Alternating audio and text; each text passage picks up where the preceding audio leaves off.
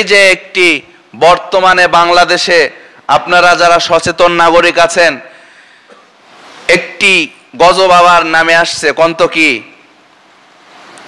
একটি সাপ। কে সেই সাপ? মনে হয় যারা আমরা নামাজ কালাম পড়ি তাকে কামড়াবি না। হ্যাঁ, যখন আল্লাহর কোনো গজব নেমে আসে সেই গজবে সবাই কি হয়ে যায়? পতিত হয়ে যায়।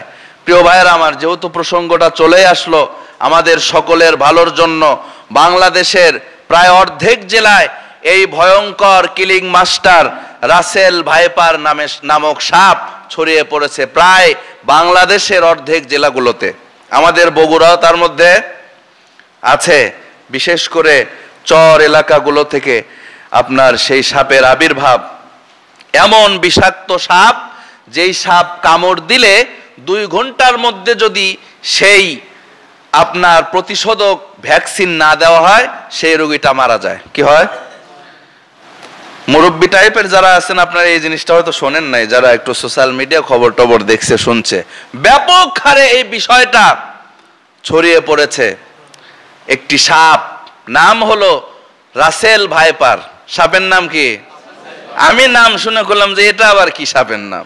ভয়ঙ্কর একটা সাপ, বিষাক্ত সাপ।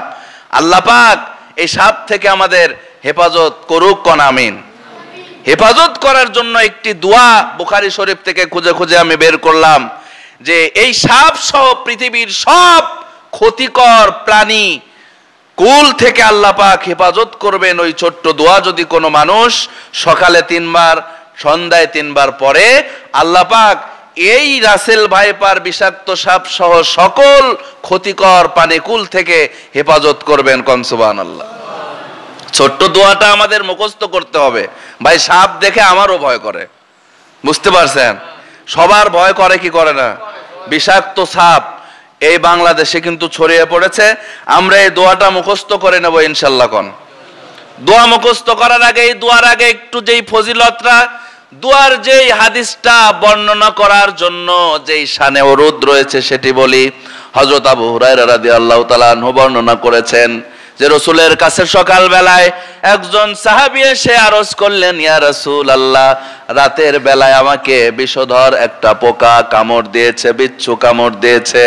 আল্লাহর নবী বললেন, আমি কি তোমাকে একটা দোয়া শিখিয়ে দিব, যে দোয়া যদি তুমি গতকাল সন্ধ্যায় পড়তে, রাতের বেলায় এই বিষাক্ত কামড় তোমাকে দিতে পারতো না। কোন সুবহানাল্লাহ। সাহাবীরা বললেন, ইয়া রাসূলুল্লাহ, হ্যাঁ অবশ্যই। সেই দোয়াটি কি?